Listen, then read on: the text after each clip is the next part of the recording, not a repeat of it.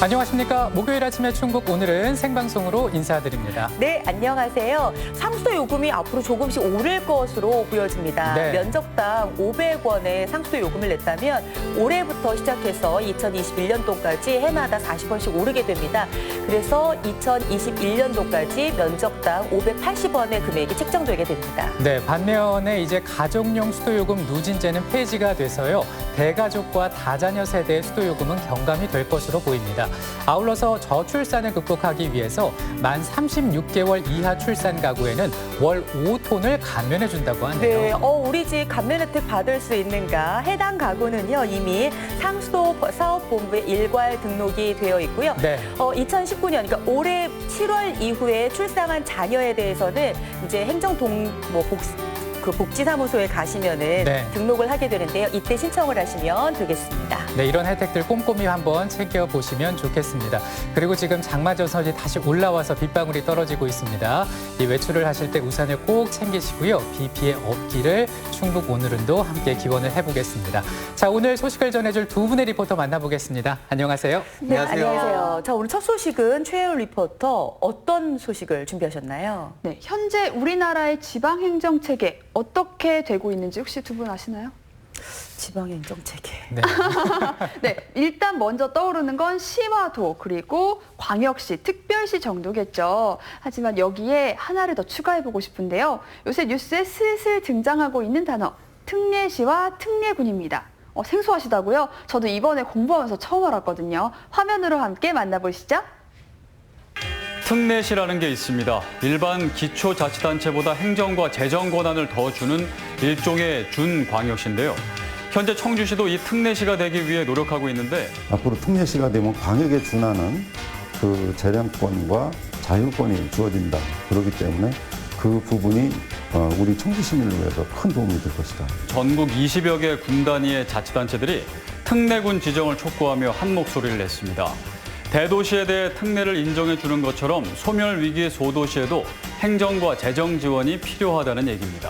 잘 사는 데는 잘 살고 못 사는 데는 못 사는 이런 그 격차가 계속 일어나고 있어서 특례시는 잘 사는 데는 잘 살고 또 저희같이 소외되는 지역도 같이 잘 살자는 그런 개념이지. 국가균형 발전을 위한 지방자치법이 개정을 앞두고 있습니다. 이에 따라 등장한 특례시와 특례군의 개념, 여러분은 어디까지 알고 계신가요? 지금부터 하나씩 짚어봅니다.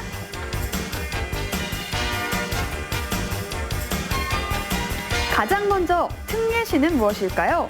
특례시를 추진하고 있는 청주시를 통해 그 정의를 확인해 보도록 하겠습니다. 특례시 하면 뭔가 우리도 특별한 어떤 시가 되는 거야? 이런 생각이 좀 들거든요. 특례시가 정확하게 어떤 의미예요?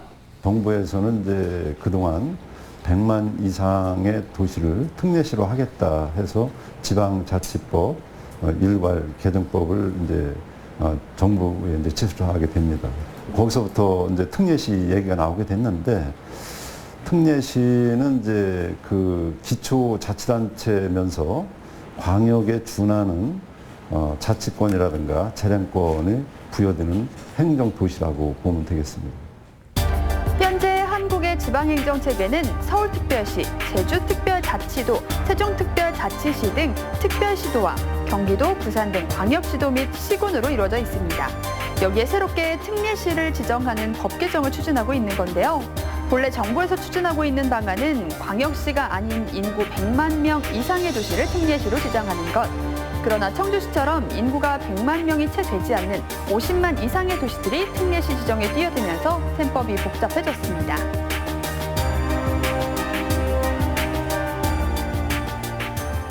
여러 가지 이제 의안이 있었는데 김병관 그 성남시 국회의원께서는 행정수요도 100만 이상이 될 경우를 특례시로 해줘야 될 거 아니냐.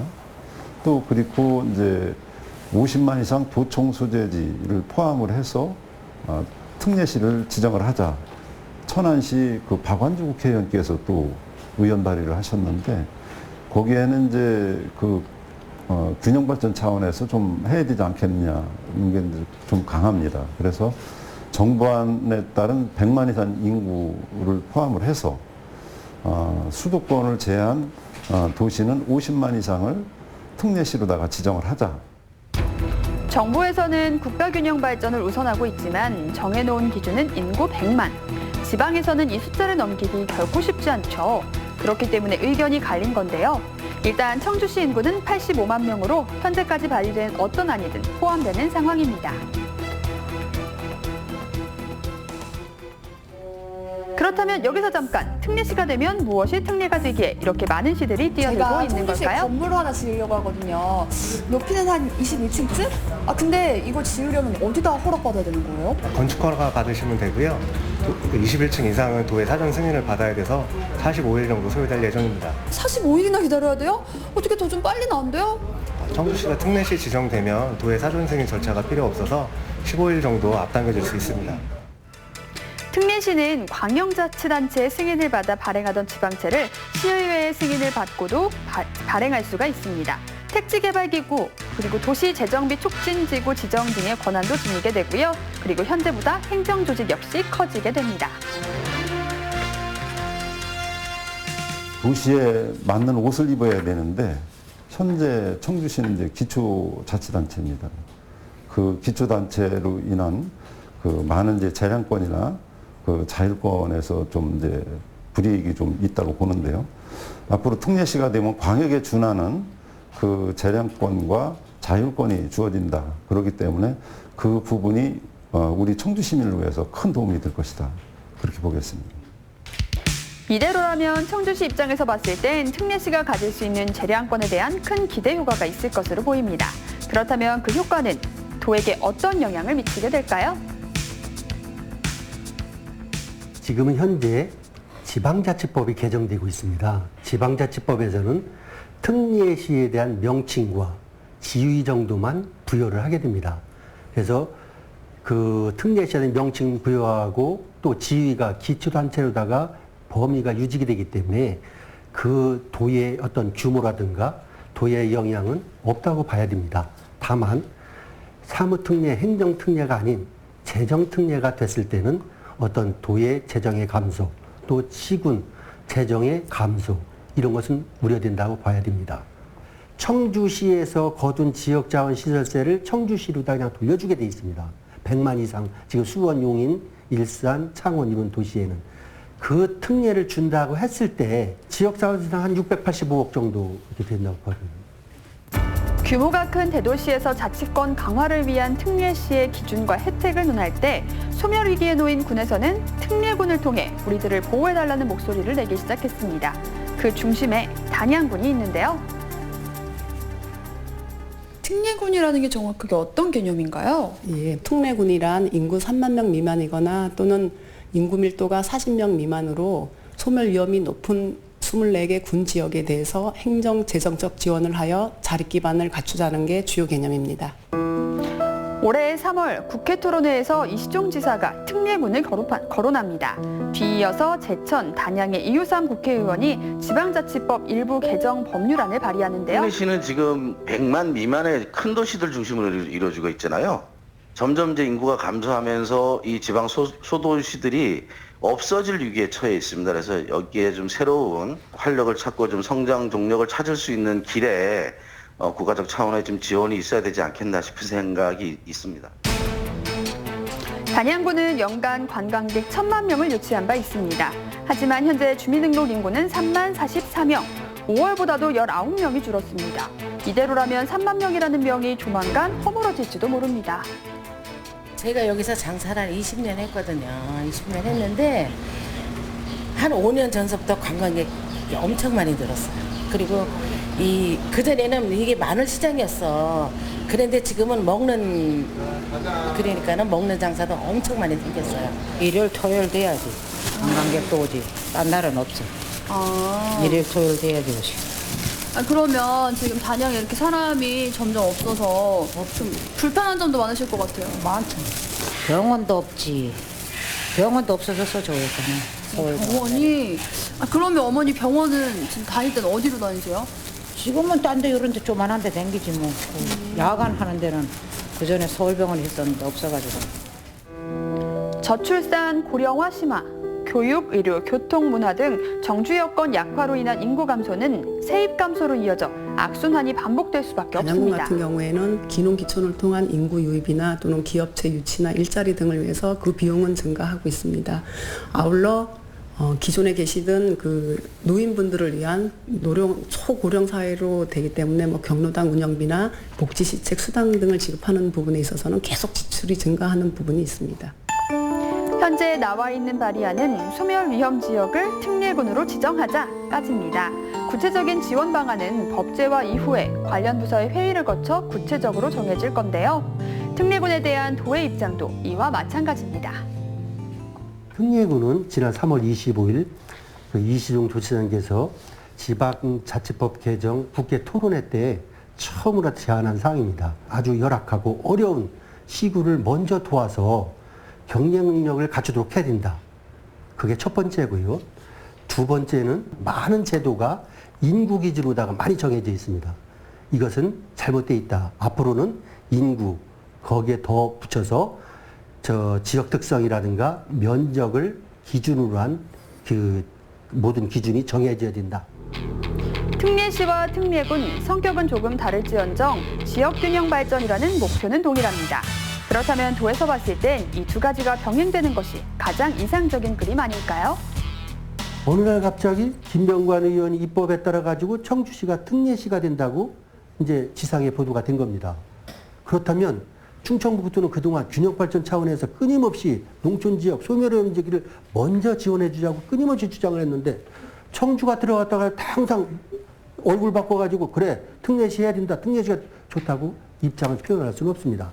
그런 문제도 있고 또 두 번째는 틀림없이 이 특례시가 됐을 때 현재는 아니더라도 몇 년 후가 지난다면 반드시 재정 특례를 달려고 할 겁니다. 그마치 사무가 넘어가고 어쨌든 행정이 넘어간다면 반드시 재정이 필요하다고 요구할 때 그때 10개 시군에서 10개 시군이 청주시만큼은 어림도 없습니다. 재정의 어떤 자립도라든가 재정의 그 규모가.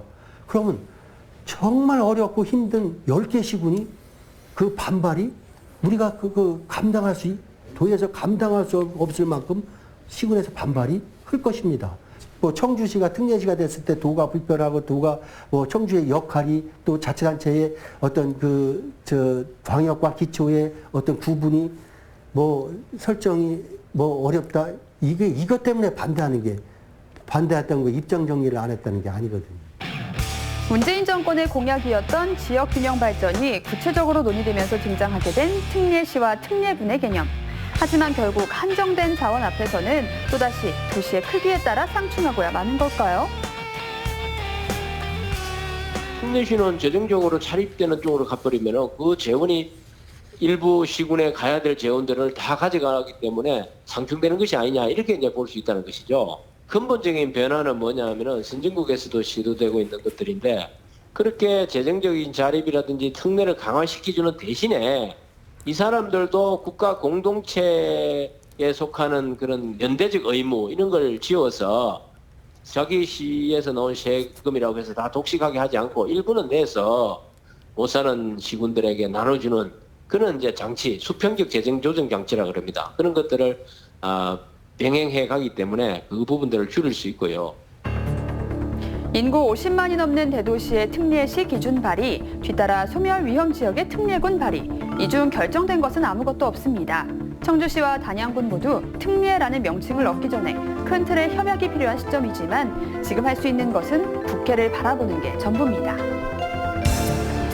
특례군이 되기 위해서 단양군에서 준비하고 있는 건 어떤 것들이 있나요? 네, 공동 규약이나 협약서 또 앞으로 나아갈 방향 등을 설정을 하였고요. 9월 중에 저희가 창립총회를 개최할 예정이며 국회 대토론회나 국민 서명운동 등 주민 공감대를 형성하여 내년 4월 총선 전에 이 법제화를 추진하도록 적극 노력할 계획입니다. 국회가 열림으로 인해 가지고 되는 거기 때문에 현재는 이제 지금 열려서 이제 운영이 되지만 어떠한 사안이 발생이 되면 또 늦춰지고 이제 그렇게 되기 때문에 그 시기는 뭐 정확하게 저희가 예측하기는 좀 어렵지만 금년 안에는 되지 않겠는가 그렇게 보고 있습니다. 지역균형 발전을 위한 특례군과 특례시의 동상이몽, 여러분은 충북에 무엇이 먼저 지정돼야 한다고 생각하시나요? 그 둘이 함께 갈 수는 있다고 보시나요? 이상적인 균형 발전에 대한 충북의 고민은 현재 진행형입니다. 네, 정말 쉽지 않은 문제 같아 보입니다. 사실 서울특별시나 대전광역시처럼 이제 청주 특례시, 단양 특례군이 될 수 있다라는 거잖아요. 근데 이제 우리나라를 수도권이나 광역시, 나머지로 이렇게 구분짓기에는 지역의 특성들이 다 있기 때문에 새로운 개념의 도입이 필요할 때가 아닌가 그런 생각도 드네요. 네, 맞습니다. 특례시, 특례군 이름은 굉장히 비슷하잖아요. 근데 사실 성격은 정반대거든요. 특례시 같은 경우에는 나 조금 더 홀로서기를 해볼게, 자치권을 줘, 이런 의미라면 특례군 같은 경우에는 우리 힘드니까 정부에서 조금만 더 지원해줘 같은 약간 상충되는 개념이거든요. 네. 그렇지만 이 두 개의 개념이 동시에 진행이 안 되는 건 아니에요. 함께 할 수 있지만 우려되는 부분이 이겁니다. 재정. 이제 재정적인 그런 특례가 어떻게 되느냐에 따라서 재원은 한정되어 있고 있는 곳에서 없는 곳으로 이제 지원을 받을 수 있는 금액이 줄어드는 거 아니냐 하는 걱정들이 생겨나는 문제인 건데요. 이런 문제들을 조금 잘 해결해야 될 것 같고, 그리고 또 특례시가 되면 도 사전 승인이 많은 부분 생략되기 때문에 시책을 견제하는 게 시의회밖에 없거든요. 이런 부분도 좀 우려되는 부분 중에 하나라고 알아두시면 될 것 같습니다. 네. 네, 지금 말씀하신 내용에 대해서 구체적인 방안이 논의되지 않는다면 특례시, 특례군으로 지정됐을 때 그 다음은 또 어떻게 해야 되나, 아마 이런 문제들이 또 나올지 모르겠습니다. 또 이렇게 된다면 전반적인 어떤 균형에 대한 이런 목적을 잃게 될 수도 있겠고요. 네, 현재 상태는 사실 특례라는 지금 이 명칭 부여 정도만 논의가 되고 있는 상황이고 아직 구체적인 진행은 자세한 내용은 없거든요. 그래서 우리가 이제 잘 지켜봐야 될 것 같고, 또 특례 지정 여부와는 논외로 우리 이 시민들이 그리고 이 명칭을 어떻게 사용할지 권력으로 남용할 수도 있고, 또 아니면 막중한 책임감을 갖고 균형 발전을 위해서 열심히 노력할 수도 있는 거잖아요. 그걸 지켜보고 열심히 감시하는 건 우리의 몫이 될 것 같습니다. 네, 이 특례군과 특례시 합의점을 과연 찾을 수 있을지 지역 균형 발전의 본보기가 될 우리 충청북도를 기대해 보겠습니다.